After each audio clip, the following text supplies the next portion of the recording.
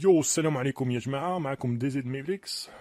J'espère que vous allez bien. اليوم غادي نهضروا على واحد السوجي الذي يخص طلبة الجزائريين اللي حابين يكملوا دراستهم في فرنسا.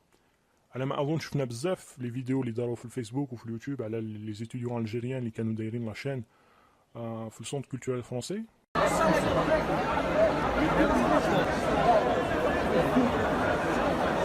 Il y en avait beaucoup et c'est ce qui m'a poussé en fait à faire ce podcast اليوم باش يعني نوعيكم على on va dire les difficultés du point de vue légal برك. من ناحية القانون برك, je vais pas parler dans cette vidéo d'autres difficultés, on va dire, de la vie courante, mais simplement des différences qu'il y a entre les étudiants algériens et les étudiants français en France. Alors, d'emblée, il faudrait savoir, لازم نعرفوا علاه كاين هادو différences. لازم تعرفوا ان في فرنسا كاين واش يسموه واحد القانون qui concerne les étudiants étrangers, enfin les étrangers plutôt. Ça s'appelle le code d'entrée et séjour des étrangers et du droit d'asile. هذا الكود هذا يخص à la fois les étrangers اللي حابين يروحوا لفرنسا ويقعدوا تماك ou اللاجئين. هذا c'est un code qui est global, qui concerne tous les étrangers. Sauf qu'il y a une exception, sauf s'il y a un accord bilatéral entre la France et un autre pays. À ce moment-là, dans ce cas, ce qui se passe, c'est que l'accord prime sur le code. Donc le CZA, le code d'entrée et de séjour des étrangers et du droit d'asile, il arrive en deuxième position, derrière plutôt l'accord bilatéral. Il se trouve que la France et l'Algérie ont signé un accord bilatéral concernant l'entrée et le séjour des étrangers en 1968. L'accord bilatéral signé en 1968. Donc, à peu près 7 ans après les accords d'Évian, après l'indépendance d'Alger. C'était un accord à la base qui était très favorable aux Algériens. Mais depuis, il a été revu, il a été modifié 4 fois. Il a été modifié 4 fois, et les modifications, il y a des avenants. Des avenants au contrat, ou des avenants à l'accord bilatéral. Il y a eu 4 avenants, et le dernier avenant, il a été en 2001. Le problème, donc, c'est que cet avenant-là, il n'a pas été modifié depuis 17 ans, enfin, presque 18 ans. Étant donné qu'on est en 2018, ce podcast est tourné en 2018. Donc, vous imaginez bien que toutes les modifications, toutes les améliorations qu'il y a pu y avoir dans le code CESDA n'a pas touché les Algériens. Alors, on va parler tout de suite, on va dire, la différence qu'il peut y avoir entre les étudiants étrangers et les étudiants algériens. J'ai voulu prendre l'exemple d'étudiants, on va dire, d'autres nationalités. Dans ce cas de figure, n'importe quelle autre nationalité, ça n'a aucune importance. Les nationalités indiennes, tunisiennes ou sud-africaines, نقارنوها مع les Algériens. الأول شيء لازم تعرفوه إنه كي تدوموندي دوكا الفيزا تاعك باش تروح لفرنسا. Normalement, tu demandes ce qu'on appelle un visa long séjour. C'est un visa qui, normalement, est valable plus de 3 mois. D'accord ? C'est les autres étudiants internationaux, il y a un visa long séjour valant titre de séjour. معناتها le visa هذا, il est valable une année. يروحوا به يقراو فيه في فرنسا la première année. يديروا une sorte de visite médicale qui va leur permettre, si vous voulez, de valider ce visa pendant une année. C'est ce qu'on appelle un VLTS. Par contre, les Algériens, on leur donne, pour ceux qui vont justement demander un visa long séjour, ou même les groupes Facebook, etc., les photos qu'il y a des visas qui sont publiés, ces visas-là sont valables 3 mois barque. Les visas sont valables 3 mois. Pourquoi ? Parce qu'on vous demandera, justement c'est mentionné dans le visa, une fois arrivé en France, de demander un titre de séjour. Déjà donc, dès la première année, vous allez demander un titre de séjour. Le titre de séjour, le certificat de résidence algérien, le CRA, il est valable une année. Donc la différence, elle n'est pas énorme. C'est-à-dire que l'étudiant hors algérien, c'est bon, il demande le visa et puis c'est fini. Il arrive en France, il n'a plus besoin de faire des démarches. Les étudiants algériens, à l'inverse, qui sont au français, ils vont à la préfecture, ils demandent un rendez-vous. Et souvent, quand vous demandez un rendez-vous à la préfecture, il y a une chaîne immense. Donc vous devez faire la chaîne pour juste demander le rendez-vous. il ne s'agit pas de déposer le dossier, c'est une autre histoire.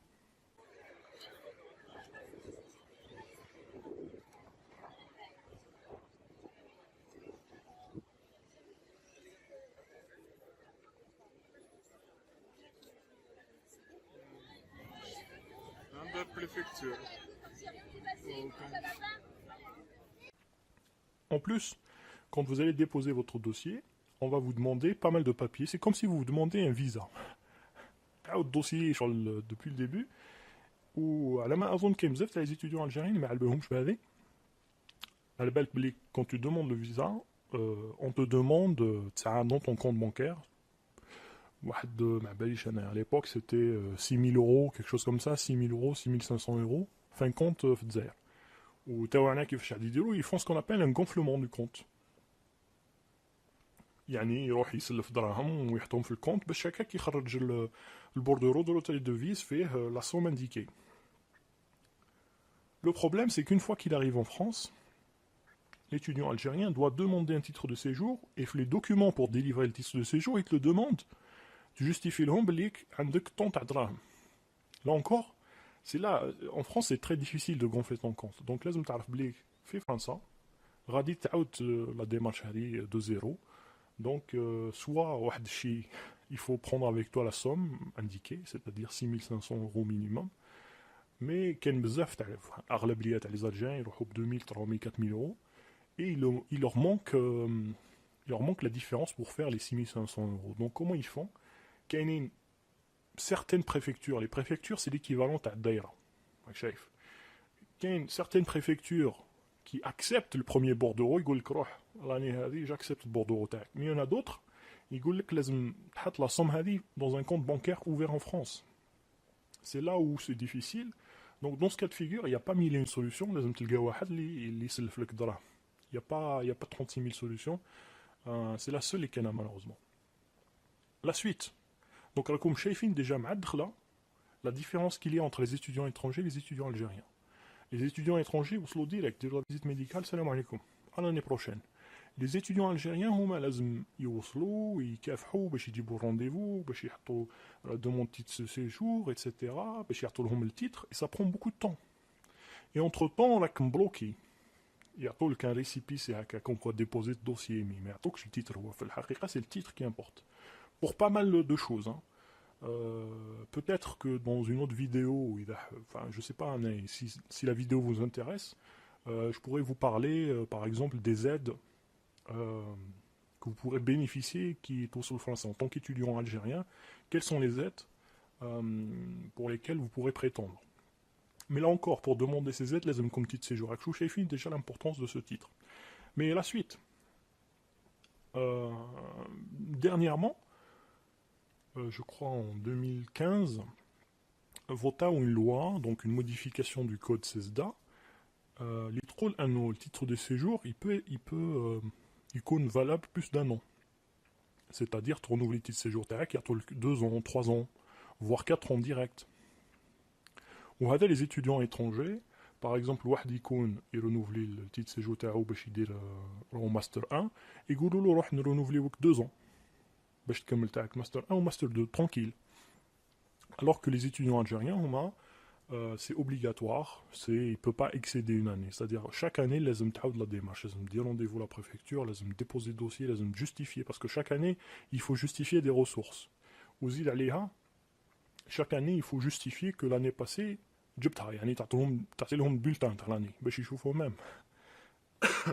Donc, c'est d'autant de contraintes qui sont chiantes, quoi. À la limite. Mais je pense, selon moi, la plus grande difficulté, c'est la suivante. Le khadma. Un étudiant, il va vouloir travailler, باش يدخل شوية دراهم, باش يخلص الواي تاعو, راك شايف. يخدم en tant que serveur, plongeur ou rayonniste في supermarché, باش يحط les produits في les rayons.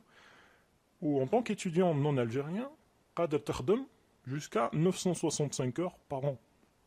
965 heures, c'est beaucoup, hein, c'est équivalent à 60% du temps de travail. Un étudiant, normalement, il ne va jamais dépasser ce temps-là. Il يخدم les week-ends, il يخدم en soirée, il est impec, il est tranquille. Il 800, 900, des fois 1000 euros, وعنده يعيش انتيك. ولكن الطالب الجزائري هو لازم مقبل ما يبدا الخدمه لازم له اون اوتوريزاسيون بروفيزوار دو ترافاي. وزيد على هذا الشيء le temps de travail il est réduit pour l'étudiant algérien, c'est 50% et pas 60%, c'est-à-dire à peu près 803 heures. Donc عندك 160 heures de moins, juste parce que tu es algérien. Pourquoi? Parce que l'accord franco-algérien date de 2001, ça fait 17 ans. Et en 2001, c'était à peu près le temps autorisé pour les étudiants. Depuis, ZO pour les étudiants, mais là, ça ne touche pas. Là, je pense 803 heures à l'heure, c'est suffisant, Sanit. Hein. C'est juste que normalement, c'est suffisant. Le problème, le gros problème qui touche les étudiants algériens, un travail, un job étudiant, c'est l'autorisation provisoire de travail. C'est quoi exactement? Eh bien, par exemple, dans un cafétéria, de la planche par exemple, si le cafétéria dit ok, c'est bon, je te signe avec une promesse d'embauche.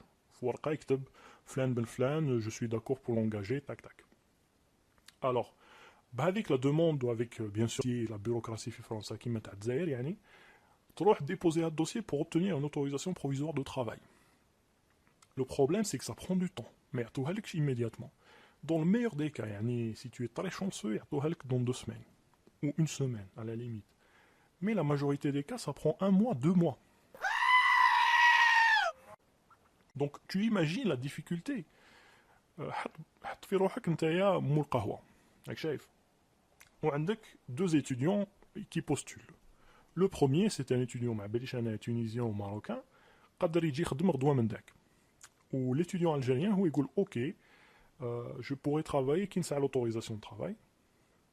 وهذه كاينين بزاف les ما باليش انا les gens qui engagent des étudiants اللي ما على بالهمش ils connaissent pas cette histoire d'autorisation de travail pour les Algériens. Et le problème, c'est que à la fois, lui, il encourt un risque parce que Qadri a une amende, ou plus, tu encours un risque parce que si tu travailles sans autorisation, Qadri n'y ou le titre séjour où tu es expulsé. Enfin bref, c'est des mesures ni dissuasives. En général, on les applique pas, mais c'est un risque, c'est un grand risque. Donc tu vois, grosso modo, ça, pour moi, c'est la plus grosse barrière parce qu'un étudiant, même les étudiants en France, لازم لهم un job. غادي يسعاو دا الجوب هكا باش يكملوا leur fin de mois. Mais nous, en tant qu'étudiants algériens, c'est quasiment impossible de trouver du travail comme ça.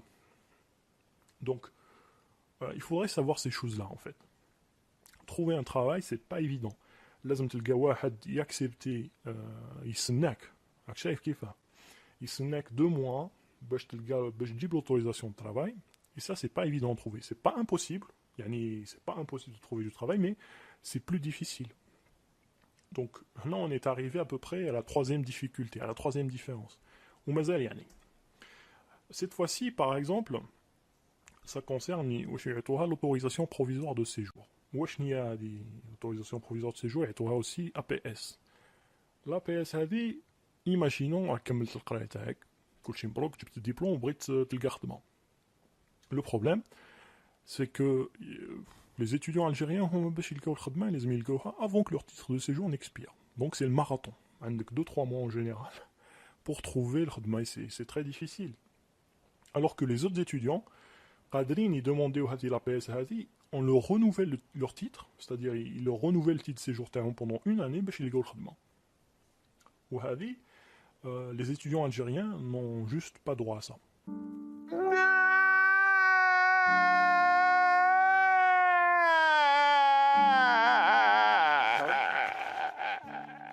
Pourquoi? Parce que ce n'était pas prévu les accords. Z. Le changement de statut.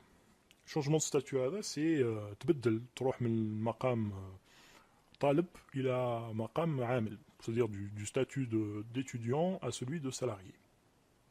Alors les étudiants étrangers qui لقاو الخدمة, ils montaient au dossier, là encore c'est un gros dossier qui a la bureaucratie. Mais les étudiants algériens, heureusement qu'ils ont droit au changement de statut, mais qu'il y a l'opposabilité à l'emploi. C'est quoi? Alors, l'opposabilité à l'emploi, c'est l'administration, قادر تشوف مثلا le salaire تاعك, تشوف الدبلوم تاعك واش راك رايح تخدم, elle va étudier وقادر ترفوزي لك قادر تعطيك التيتر هذاك.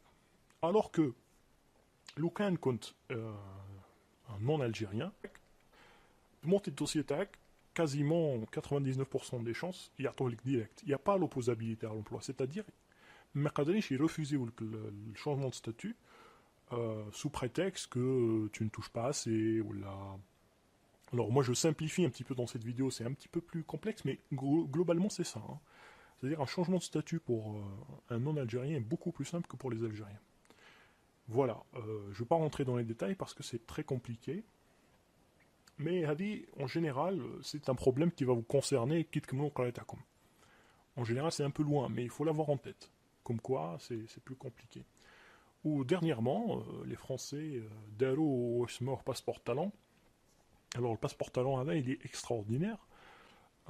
Qui dit le Master 2, un diplôme équivalent à Master 2, et que tu touches un certain salaire, je crois 34 000 euros, ou femme à fauq, eh bien, à un titre de séjour valable 4 ans directement. C'est top. C'est très rapide parce que dès qu'on va dire un profil intéressant, ils veulent te garder.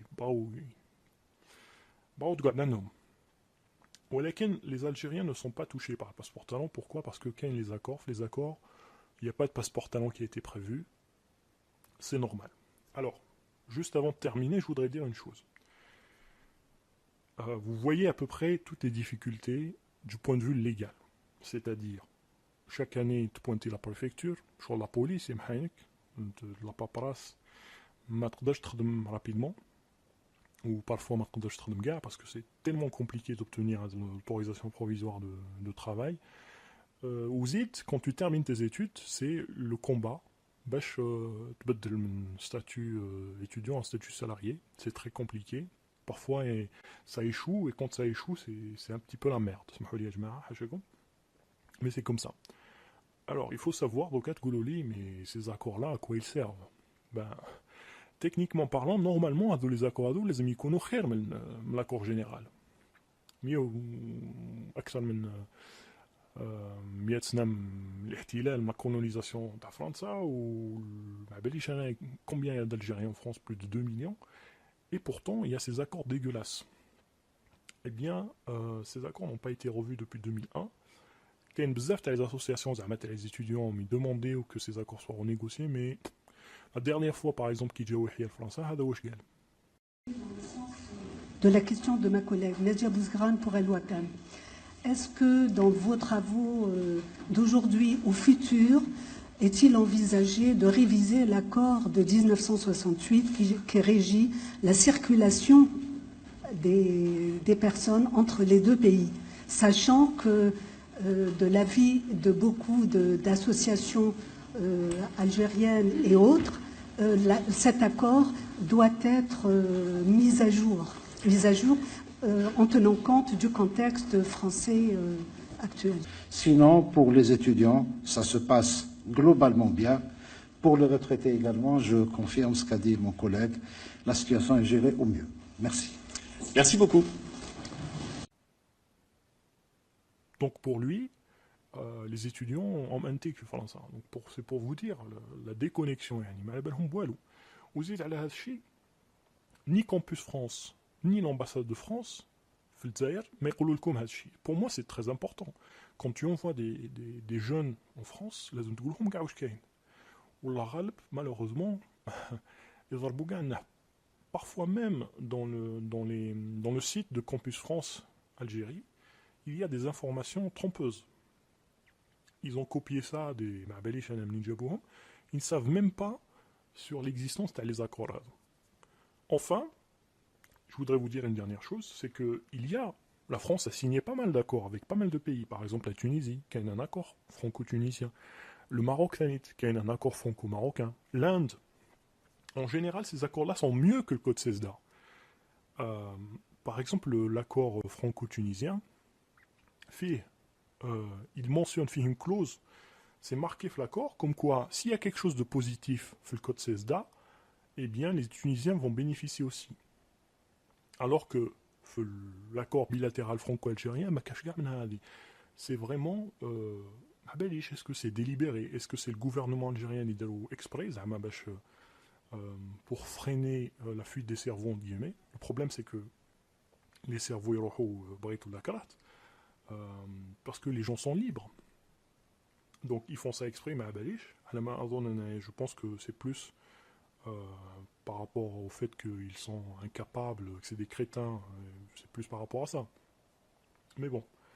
Là, il y a des hommes. Donc, en attendant qu'il y ait, si jamais il y a un de ces jours, une révision de l'accord. Mais entre-temps, voilà ce qu'il faut savoir. Yajma'a, donc, si vous avez aimé cette vidéo, je vous conseille de vous abonner et de commenter si vous avez des questions. Normalement, ça dépend, comme la vidéo là, on va dire une autre vidéo sur les aides et les solutions possibles à cette histoire d'accord. Et les techniques, les handcom, pour justement passer outre toutes ces difficultés. Voilà. Tallah fikoum, salam alaikum.